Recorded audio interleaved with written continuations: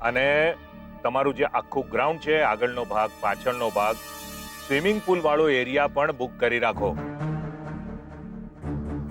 અને ત્રણેય માળના હોલ પણ મારે બુક કરેલા જોઈએ.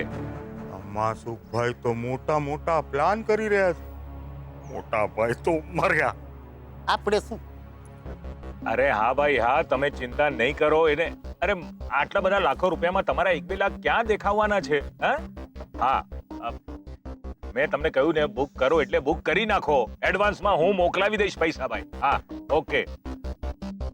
શું છે દાસ, જોતા નથી? કામની વાત ચાલતી હતી ફોન ઉપર. અરે પ્રભુ, હું ક્યાં નકામી વાત કરવા આવ્યો છું? હું કામની વાત કરવા આવ્યો છું. તો અંદર આવીને બેસું, કમર દુખી ગઈ. જલ્દી બોલો, શું વાત છે? અરે વાત તો એટલી સરસ છે ને પ્રભુ. આ જુઓ કેવું સરસ મેનુ તૈયાર કર્યું છે. હે તો અને હું શું કરું? અરે પ્રભુ, હું શું કરું એટલે? હે અરે તમે જે આ મોટું ગ્રાઉન્ડ બુક કરાવ્યું લગ્ન માટે, 2 માળ બુક કરાવ્યા, અને જે લોકો આવશે ત્યાં લગ્નમાં પેલું મંગળિયું ગાવા, એ લોકોને જો ભૂખ્યા રાખશો? હે કેટરિંગનો ઓર્ડર નહીં આપવો પડે? હું તો કહું છું આપી દો ને કેટરિંગનો ઓર્ડર, અને 11 કે 21 આપી દો તમે એડવાન્સમાં. હે એમ? અને કેટરર કોણ છે? એ વાત કરો છો પ્રભુ. આ તમારી સામે ઊભો તમારો દાસ. તમે આ કામ ક્યારથી શરૂ કર્યું? અરે ક્યારે ચાલુ કર્યું એટલે પ્રભુ? આ સેજલની સગાઈ વખતે, હે યાદ નથી? ઓલો 10,000 વાળો રસ, એ પણ આમ ગરોળી માર્કે.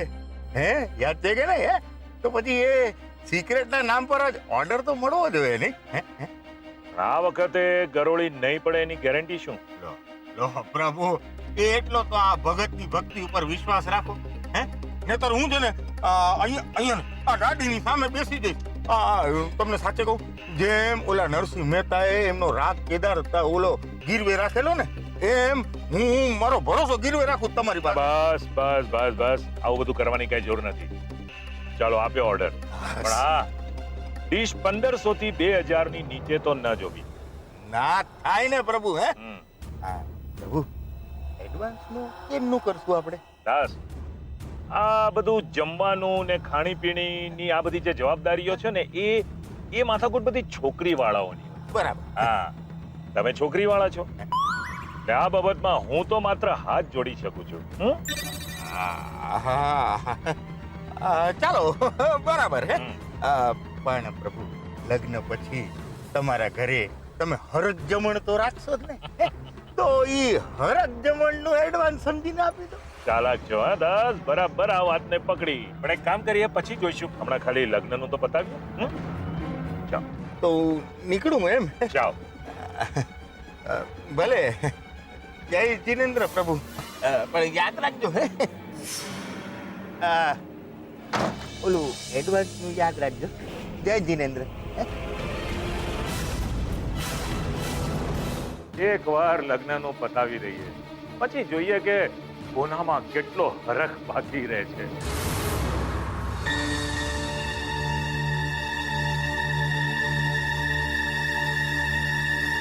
કિંજલબેન ચા. ના ગુલાબ.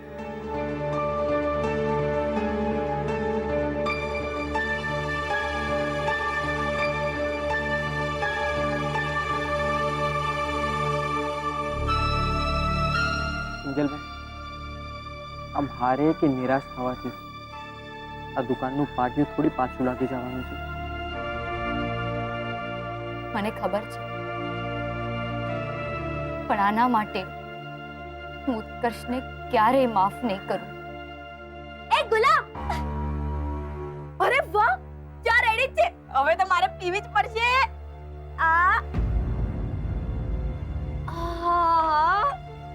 મસ્ત ચા બનાવી છે ને તે બાળ મજૂર. બીજલ, શું ફાલતુ બકવાસ કરે રાખે છે? જા અહીંયાથી. અરે કિંજલ, મેં શું કર્યું? ને આજુ, હું તો તને મારા નવા શૂઝ બતાડવા આવી છું, જે મને અક્ષય સરે ગિફ્ટ કર્યા છે. પણ લાગે છે અહીંયા કોઈને મારી વાતમાં રસ જ નથી. એમ ને તને બહુ રસ છે ને અમારામાં, આપણી દુકાનમાં? તો પછી તારું ધ્યાન ના ગયું કે આપણી દુકાનનું પાટિયું અહીંયા બાર ઉપર નહીં પણ ત્યાં અંદર પડ્યું છે.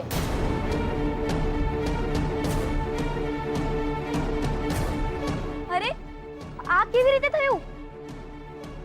જઈને તારા પેલા હાઈફાઈ વાળા ફ્રેન્ડને જ પૂછ, જેની સાથે તું હસી બોલીને વાત કરતી હતી. પણ કિંજલ, મને શું ખબર કે ઉત્કર્ષ આવું કંઈ કરશે?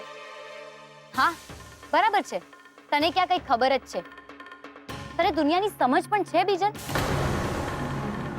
તને તો બસ તારું આ બેડમિન્ટન, તારા અક્ષય સર ને ઓલી સ્વાતિ એટલાની જ ખબર હોય છે. અને નહીં તો સ્પોન્સર મળ્યા કે નહીં, બસ. બીજલ, જરા વિચાર તો કર. 30 તારીખ માથે આવીને ઊભી રહેશે. સેજલના લગ્નની તૈયારીઓ કેવી રીતે કરશું? પૈસા ક્યાંથી લાવીશું? કે પછી બૂટ, ચપ્પલ અને બેટની જેમ સેજલના લગ્ન માટે પણ સ્પોન્સર શોધી લાવીએ? એમ એટલે બધો વાક ફક્ત મારો જ છે અને બધાની ચિંતા ખાલી તને જ છે ને કિંજલ?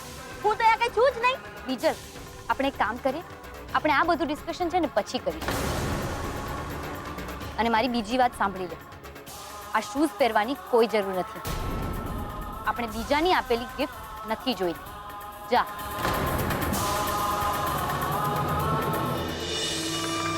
રાઘવદાસ બરાબરની લાળ પાડીને ગયા. રાહુલને પણ કામે લગાડી દીધો.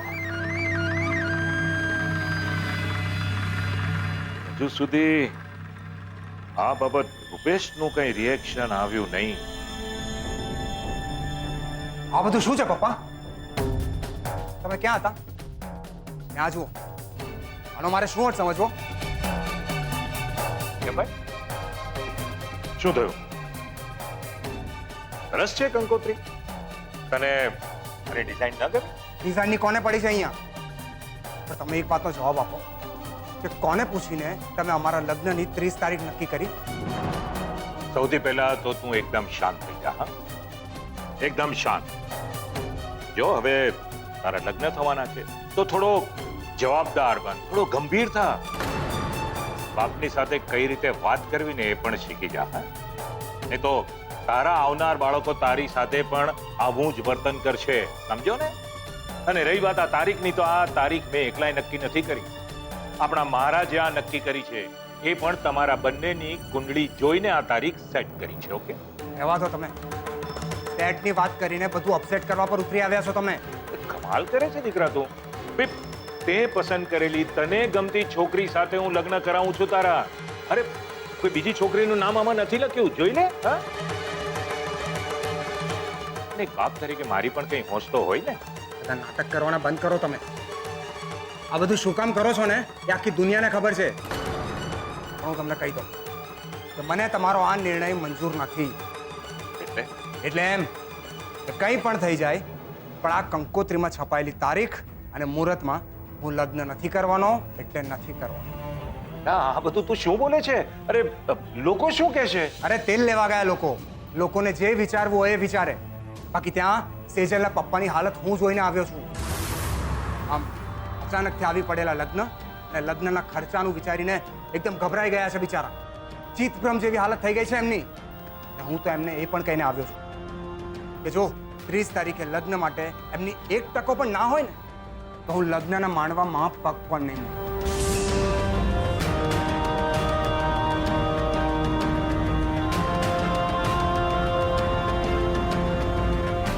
વાહ વાહ દીકરા વાહ. આજે જીવનમાં પહેલી વાર તારા અને મારા વિચાર મળ્યા ખરા.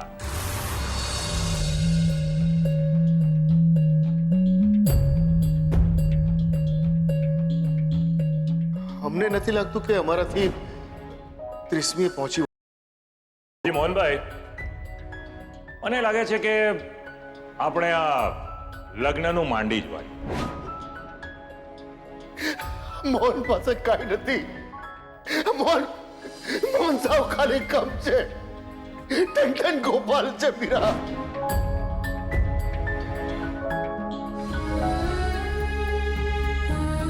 જો અમે એ જ કરી રહ્યા છે જે અમારા માલિકે કરવાનું કીધું છે, અને અમારા માલિકે કહ્યું છે કે આ પાટિયું સાથે લઈને જ આવું.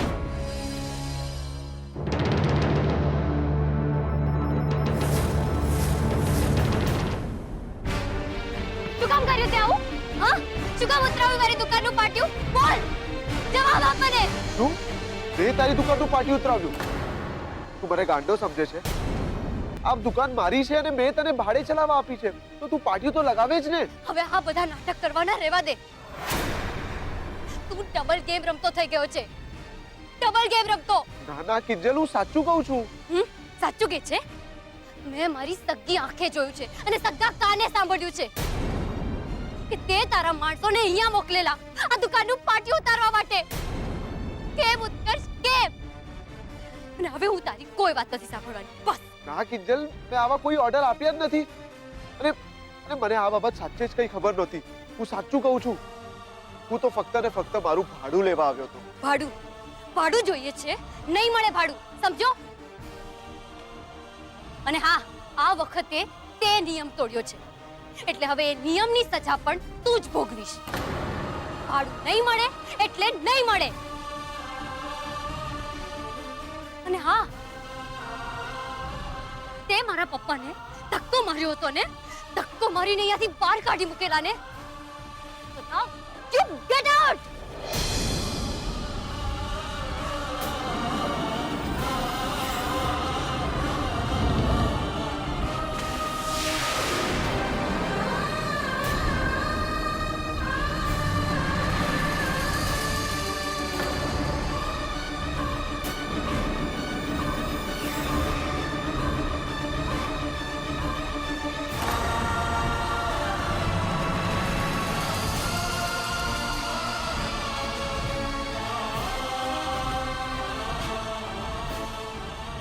કિંજલ, કિંજલ ફોન ઉપાડતી જ નથી, બસ રિંગ જ જઈ રાખે છે. તું ઊભી રહે, હું ટ્રાય કરું છું, કદાચ ઉપાડી દે. એ ફોન ઉપાડે ને તો નાળિયેર વધેરો દૂધ. ફરી પાછું કિંજલનું પહેલાની જેમ શરૂ થઈ ગયું. કોઈને પણ કીધા વગર બસ ગમે ત્યાં જતા રહેવાનું. તમે શાંતિ રાખો, બની શકે કે કદાચ એનો ફોન સાયલેન્ટ પર હોય. મમ્મી, એવું તને લાગે છે? બાકી યાદ છે ને, શીતળા સાતમના દિવસે 7 રસ્તે સુધી પહોંચી ગઈ હતી. હા, તો જે વસ્તુ એકવાર થાય એ બીજી વાર થાય જરૂરી છે. તમે બંને જણા તમારી બડબડ બંધ કરશો હવે. સેજલ, સાચે સાચું કહેજે મને, કિંજલ તને કે રૂપેશને કહીને કોઈ નવું પરાક્રમ કરવા તો નથી ગઈ ને? સાચું કહું છું પપ્પા, એવું કંઈ જ નથી થયું. એક મિનિટ, હું જ ફોન કરું છું એને.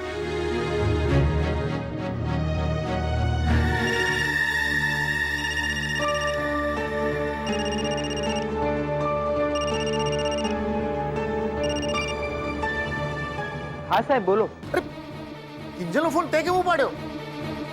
કિંજલ ક્યાં છે? સાહેબ, એ તો મને ખબર નહીં. કિંજલબેને મને કહ્યું કે દુકાનનું પાટિયું લગાવવાનું છે, એ માટે થોડી વ્યવસ્થા કર. એટલે હું બજાર માટે નીકળી ગયો અને જ્યારે પાછો આવ્યો ત્યારે કિંજલબેન દુકાને નહોતા અને આ ફોન ગલ્લા પાસે પડ્યો. હજુ તો હું કંઈ સમજુ એ પહેલા તમારો ફોન આવી ગયો. લાપરવાહીની પણ હદ હોય છે.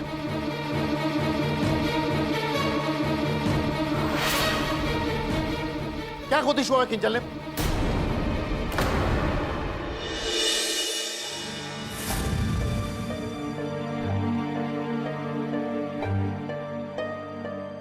ઓ પદ્મારાણી, હા, કયા વિચારોમાં ખોવાય છે તું? પૂછીશ તો સાચો જવાબ આપશો. સમજી ગયો. તો એમ જ વિચારે છે ને કે આ રૂપેશ અને સેજલના લગ્નની મેં આટલી બધી ઉતાવળ શું કામ કરી? કે પછી આમાં પણ મારી કોઈક બીજી નવી ચાલ છે?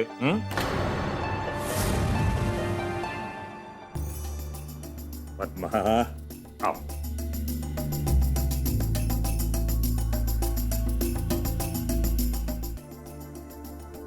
સાચું કહું ને તો એ વાતથી હું ખૂબ જ નિરાશ થયો છું. જો હું જાણું છું કે હું કોઈક વાર બહુ આકરો થઈ જાઉં છું, ભાઈ મારો સ્વભાવ જ એવો છે, પણ જ્યારે આપણા પરિવારની વાત આવે છે તો પીગળી પણ જાઉં છું ને. ને તો તું જ વિચાર કર ને, એક ચા વાળાની દીકરીને આપણા ઘરની વહુ બનાવવા માટે હું તૈયાર થાઉં? અરે આખે આખો બંગલો એના નામ પર કરી દઉં? નહીં ને. તને ખબર છે પદ્મા, મેં મોહનભાઈને ત્યાં સુધી કહી રાખ્યું છે કે તમારે જે રીતના સાદાઈથી લગ્ન કરવા હોય તો કરો, અમને જરાય વાંધો નથી, પણ સેજલ દીકરીને અમારી વહુ તરીકે જલ્દી અમને સોંપી દો. સાચે? ખાતરી નથી થતી. એક કામ કર, મોહનભાઈને ફોન કરીને પૂછીને ખાતરી કરી લે. તો પદ્મા ભાઈ, મેં તો મારી તરફથી બધી તૈયારી કરી લીધી છે. હવે મેદાનમાં ઉતરવાનો વારો તમારો છે મેડમ. એટલે આ મીરાબેન સાથે બધી લગ્નની ડીલની વાત હું થોડો કરી શકવાનો છું. એ તો તારે જ કરવી પડશે ને. લગ્નની તૈયારીઓ, શોપિંગ, ઘરેણાની ખરીદી, એ બધું તો તારે જ કરવું પડશે ને. એટલે ડિપેન્ડ તને સાસુ બનવાનો કેટલો અભરખો છે એના પર છે. હા, તમે જરાય ચિંતા નહીં કરો, મીરાબેન સાથે હું વાત કરી લઈશ.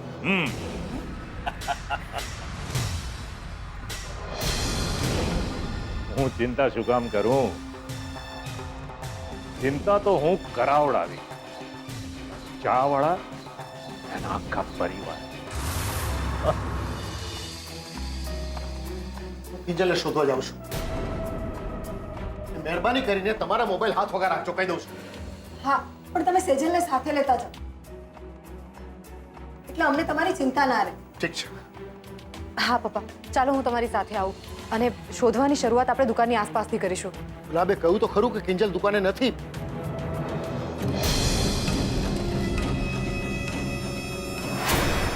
કિંજલ!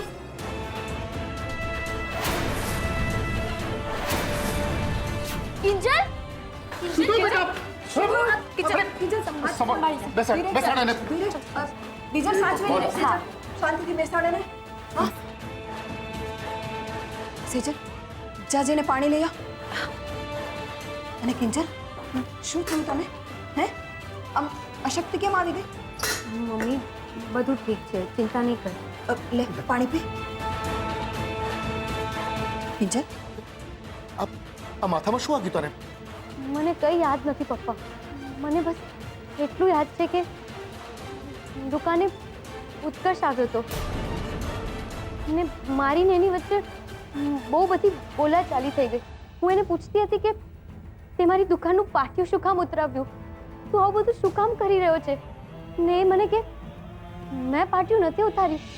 એ માનવા માટે તૈયાર જ નહોતો ને મને બહુ ગુસ્સો આવ્યો તો મેં એને ધક્કો મારી દીધો અને જેવી હું પાછળ ફરી કે મને ચક્કર આવવા લાગ્યા ને હું બેભાન થઈ ગઈ ને જેવી આંખ ખોલી તો હું હોસ્પિટલમાં હતી.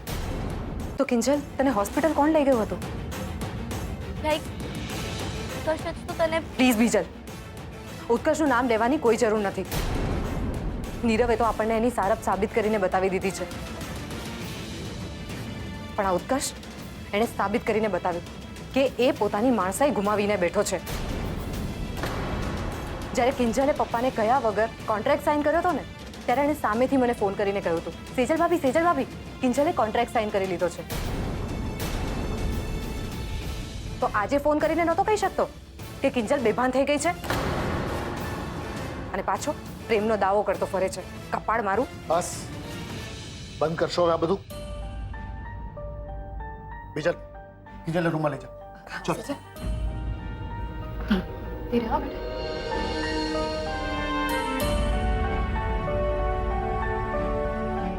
કિંજલ બેટા, શું થયું?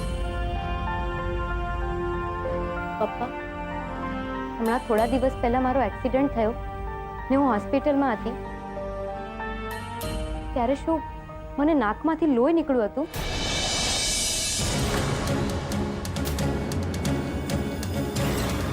હા કિંજલ. તો પછી ડોક્ટરને આ વાતની ક્યાંથી ખબર પડી?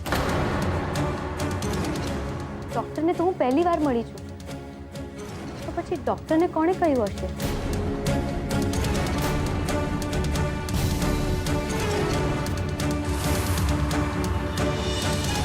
મને હંમેશથી તારી ચિંતા રહી છે કિંજલ. પછી ભલે ને તું એમ સમજતી કે હોસ્પિટલમાં હું જ તને મારવા આવેલો, પણ મને એમ કે પોતાના જ હાથે કોઈ પોતાની જિંદગીનું ગળું દબાવી શકે ખરું? નહીં ને? તો બસ એટલામાં જ સમજી જજે. એ દરેક હાથ, એ દરેક આંખ, એ દરેક આશય જે તને અને તારા પરિવારને હાનિ પહોંચાડવાનો વિચાર પણ કરશે ને, એના ગળા તો ગયા સમજ.